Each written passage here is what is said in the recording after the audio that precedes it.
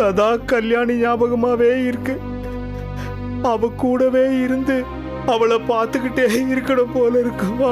ஐயோ கல்யாணி கல்யாணி கல்யாணி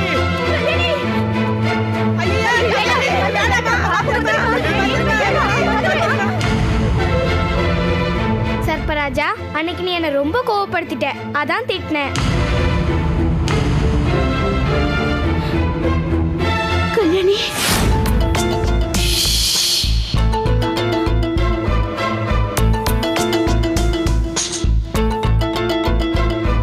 கவுண்டர் இன்னும் விதி முடியாதவர். அவரெல்லாம் கடிச்சு தேவையில்லாம விஷத்தை இழக்க கூடாது, சரியா?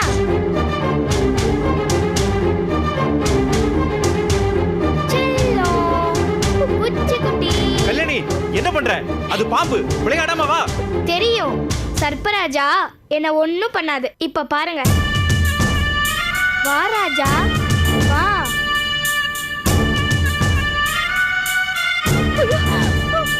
ஐயோ கல்யாணி, தெய்வமே என் குழந்தையை காப்பாத்து.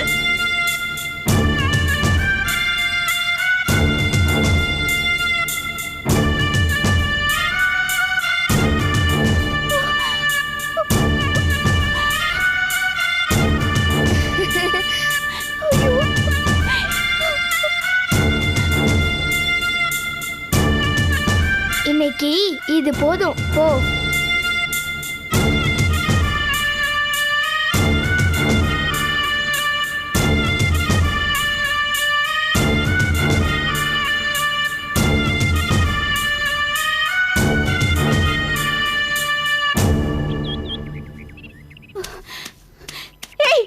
நீ யாரடி? பொண்ணா, பேயா, பிசாசா இல்ல கடவுளா? உன் மேல எப்படி பாம்பு?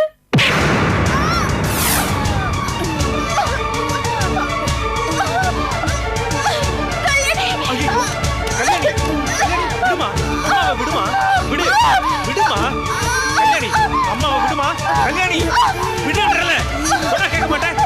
விடு விடு கல்யாணி, விடுங்கறல.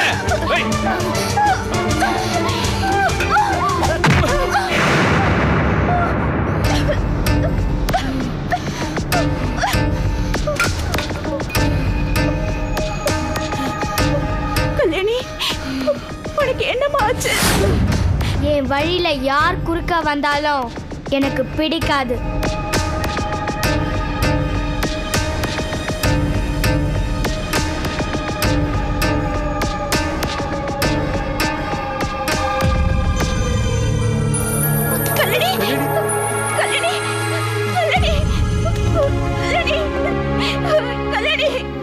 என்னங்க ஆச்சு இவளுக்கு? கல்யாணி ஐயோ.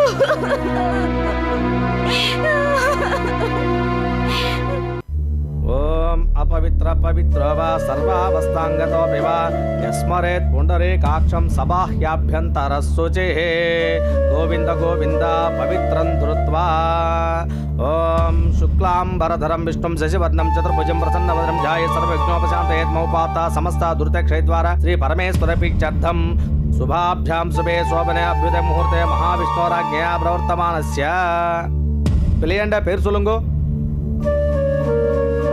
विवेक गोत्रं सोलुंगो शिवगोत्रम शिवगोत्रोद्भवस्य विवेक नामधेयस्य शाश्वत स्वर्गलोके निवास सिद्धिरस्ति भवन्तो ब्रुवन्तो निवास सिद्धिरस्तु இறந்து வாழ நினைச்சேன்டே பெண்ணுங்களை ஜலத்துல கரைச்சிருங்க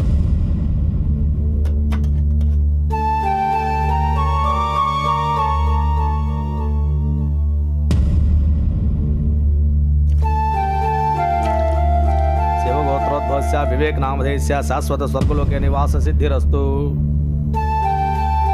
விவேக், நீ எனக்கு காரியம் பண்ணுவேன்னு நினைச்சேன். விதி என்ன உனக்கு காரியம் பண்ண வச்சிருச்சு. எங்கேயோ நடந்த ஒரு சின்ன தப்புக்கு இவ்வளவு பெரிய இழப்பை சந்திக்க வேண்டி வந்துருச்சு. உன் பிஞ்சு மனசுல எவ்வளவோ ஆசைகள், எத்தனையோ கனவுகள், அதை எல்லாத்தையும் அழிச்ச பாவிடானா. தயவு பண்ணி என்னை மன்னிச்சிடு. எனக்கு மகனா பிறந்த ஒரே பாவத்துக்காக நீ உயிரை இழந்திருக்க. அந்த பாவத்துக்கு எந்த ஜென்மத்தில் என்ன பரிகாரம் நான் தேட போறேன்? எது எப்படி இருந்தாலும் நம்ம குடும்பத்தையும் இந்த ஊரையும் ஆட்டி படைக்கிற அமானுஷ சக்திக்கு சீக்கிரத்திலேயே ஒரு முடிவு கட்டணும். அந்த அமானுஷ சக்திக்கு பலியான கடைசி உயிர் நீயா இருக்கணும்.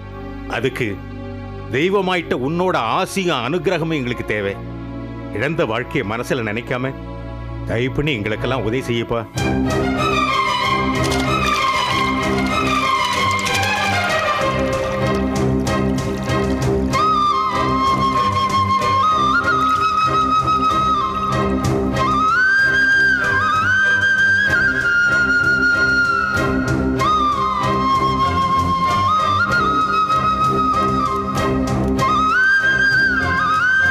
வாங்க மாப்பிள்ள, எப்ப சென்னையிலேருந்து வந்தீங்க? இப்போதான் வந்துட்டு இருக்கேன். இன்னும் வீட்டுக்கு கூட போல, நேராக உங்களை தான் பார்க்க வந்திருக்கேன். அப்படியா? ஏதாவது முக்கியமான விஷயமா? தன்னுடைய ஒரே மகன் இருந்ததுக்கு தன்னுடைய சொந்த தம்பி குடும்பத்தையே வரவேணான்னு தடுத்து உங்களுக்கு இதுதான் முக்கியமான விஷயமா இருக்கு போகுது மாமா. உங்க கோபம் எனக்கு புரியுது மாப்பிள்ள. ஆனா என்னுடைய நிலைமை தான் உங்களுக்கு புரியல. என் குடும்பத்தை சுத்தி சுத்தி வந்து பழிவாங்குற அந்த அமானுஷ சக்திக்கு என் மகன் பலியானது போதாதா? அவனை பார்க்க வர என் தம்பி குடும்பமா பலியாகணும்? மனசு நிறைய ஆசையும் பாசமும் இருந்தாலும் இங்க நடக்கிற நிதர்சனம் அதை தடுக்குதே. என்ன செய்ய சொல்றீங்க? சரி, அம்மா இப்படி இருக்காங்க? நல்லா இருக்காங்க மாமா. விவேக் இறந்தது அவங்களுக்கு தெரியாதுல்ல? தெரியாது மாமா. அப்பா, தெரிஞ்சிருந்தா சும்மா இருந்திருப்பாங்களா? இங்க எழுத ஆர்ப்பாட்டம் பண்ணி இருக்க மாட்டாங்க. தயவு பண்ணி அவங்களுக்கு தெரிய வேண்டாம். பெத்த பாசத்தை விட வளர்த்த பாசம் பெருசுன்னு சொல்லுவாங்க. விவேக்க வளர்த்த அவங்களால அவனுடைய இழப்பை தாங்கிக்கவே முடியாது. வயசான காலத்தில் அவங்களை ஏன் வீணா சிரமப்படுத்தணும்? எப்படி ஒரு நாளைக்கு தெரிஞ்சுதானே ஆகணும் மாமா. அந்த நாள் எந்த அளவுக்கு தள்ளி போகுதோ அந்த அளவுக்கு அவங்கள சமாதானப்படுத்த வாய்ப்பு இருக்கு. சரி, வாங்க போலாம். சரி மாமா.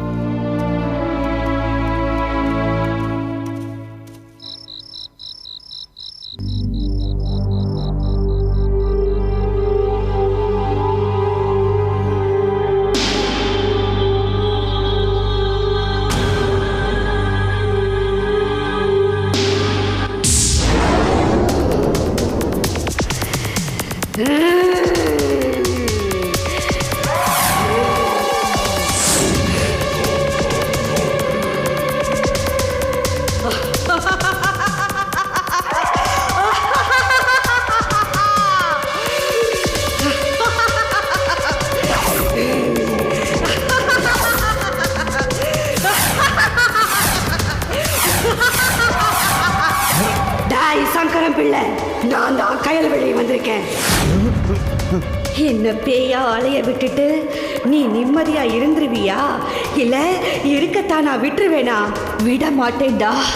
உன்னையும் உன் வம்சத்தையும் ஒட்டு மொத்தமா அழிக்கிற வரைக்கும் நான் ஓய மாட்டேன்.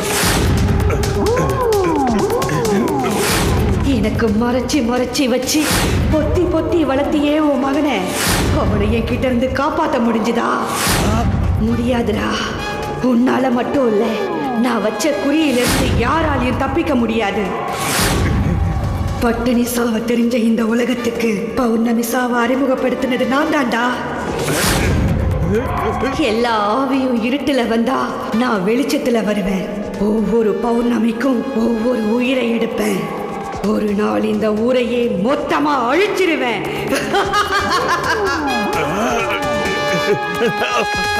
அப்படி ஊரை அழிச்ச பாவத்தை நீ சுமக்காம இருக்கணும்னா நான் முதல்ல தேன்மொழி மேல வந்து சொன்ன மாதிரி நீ உன் தம்பி குடும்பத்தை எனக்கு காவ குடு குடு குடு காவ குடு குடு. முடியாது, முடியாது.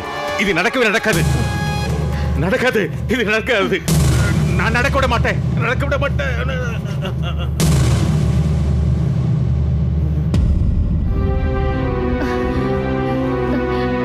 என்னங்க, என்னாச்சு? என்னங்க, என்னாச்சுன்னு கேக்குறேன்ல, சொல்லுங்க. அது அது வந்து ஒரு கனவு. கனவா? என்ன கனவுங்க? அந்த அதிர்ச்சியில இருந்து இன்னும் நான் மீள முடியாம இருக்கேன். இப்ப போய் உங்ககிட்ட எப்படி விலாவையா சொல்லிட்டு இருப்பேன்? சரி சரி, பேசாம போய் படு படு.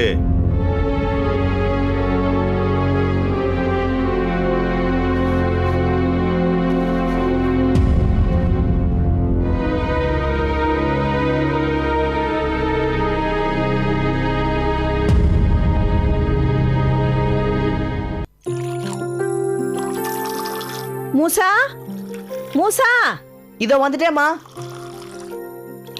என்னம்மா? டேங்க்ல தண்ணியில மோட்டர் போட சொன்னேன், போட்டுட்டியா? போட்டேம்மா. அரை மணி நேரத்துல டேங்க் நிரம்பிடும், பார்த்து நிறுத்திடு. சரிங்கம்மா. இந்தா இத கொண்டு போய் ஐயா கிட்ட கொடுத்துரு. சரிங்கம்மா.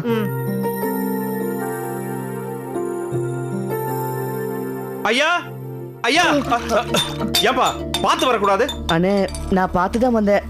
நீங்க தான் பார்க்காம வந்து இடிச்சிட்டீங்க. ஏன் அவசரம் எனக்கு தானே தெரியும். ஆமா, நீ யாரு? இப்பதான் இங்க வேலைக்கு சேர்ந்திருக்கேன். பார்த்து வேலை செய். சரிங்க. ஏதோ அவசரம்னு சொன்னீங்க. அது உனக்கு தேவையில்லாத விஷயம். ஐயா எங்க இருக்காங்க? உள்ள ரூம்ல தான் இருக்காரு. உங்களை வாட்ச் பண்றதுதான் எனக்கு தேவையான விஷயம்.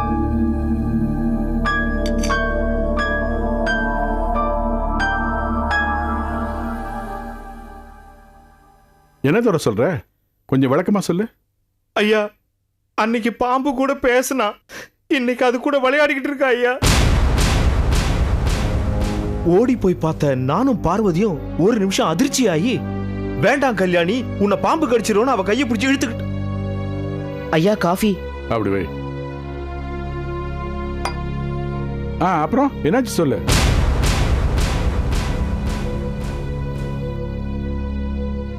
பையன் பேர் மூசா. இப்பதான் வேலைக்கு சேர்த்திருக்கேன். மூசா, இப்ப இன்னொரு காஃபி கொண்டு வாமா. சரிங்கய்யா. இப்ப சொல்லு. அப்படி நான் கல்யாணி கையை பிடிச்சி இழுத்த போது நடந்ததை நினைச்சாதான் ஐயா எனக்கு ரொம்ப பயமா இருக்கு.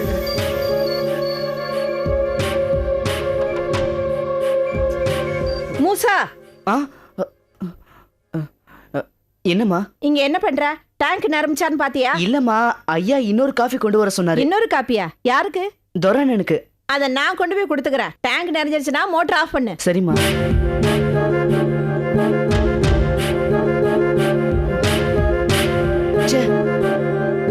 உள்ள துரை ஏதோ கல்யாணி விஷயம் தான் சொல்றாரு போல இருக்கு. என்னன்னு கேட்க முடியலையே. ராத்திரி எங்கய்யா தூங்க முடியுது? ஏயா எனக்கு இப்படி ஒரு நிலைமை? உன் கஷ்டத்தை உன்னோடையே வச்சுக்க. வெளியில சொல்லி தேவையில்லாம மற்றவங்களையும் கஷ்டப்படுத்த வேணான்னு ஜோசியர் சொன்னாருங்க. அவர் சொன்னது சரின்னு பட்டதால தான் நான் உங்ககிட்ட கூட இதை பத்தி சொல்லலைங்க ஐயா. ஆனா கல்யாணி பண்ற அதீத வேலையெல்லாம் பார்க்கும்போது சொல்லாம இருக்க முடியலையா. கல்யாணி அல்ப ஆயுசுல போயிடுவான்னு சொன்னதே என்னால தாங்க முடியலையா. அங்க அவங்க அம்மா கழுத்தை நெரிக்க வராயா. எனக்கு ரொம்ப பயமா இருக்கு. என்னையா பண்றது எதுவும் புரியல. ஏன் துர, ஒரு எதிரிக்கு கூட துரோகம் நினைக்காதவன் நீ. உனக்கு ஏன் இப்படி ஒரு நிலைமை?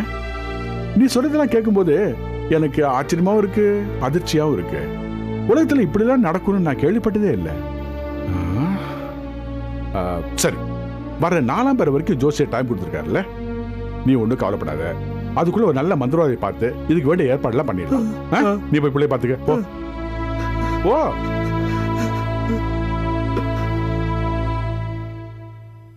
இந்தப்பா காஃபி. இல்லம்மா, வேண்டாமா, நான் வரேம்மா. குடுக்கலைனாலும் கேட்டு வாங்கி குடிப்பா. இப்ப கொடுத்தாலும் காப்பி வேண்டான்னுட்டு போறான். இவன் போக்கே புரியலையே.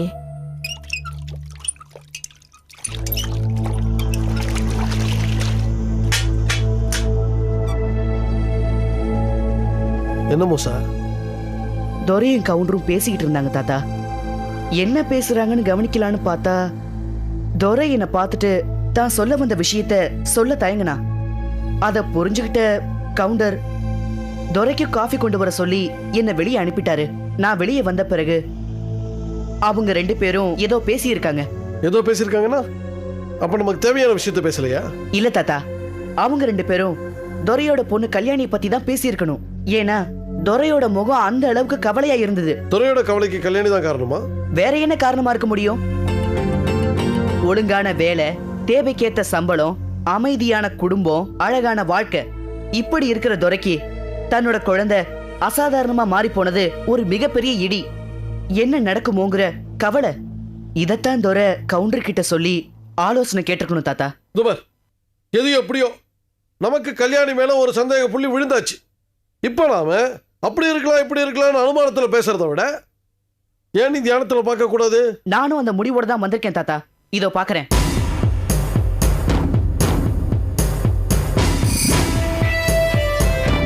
என்னுள் உறையும் அற்புத ஒளியே, என்னிலிருந்து வெளிப்பட்டு போய் இவ்வூரில் அமானுஷ்ய உயிர் எதுவாக இருந்தாலும் அதை என் மனக்கண்ணுக்கு காட்டு.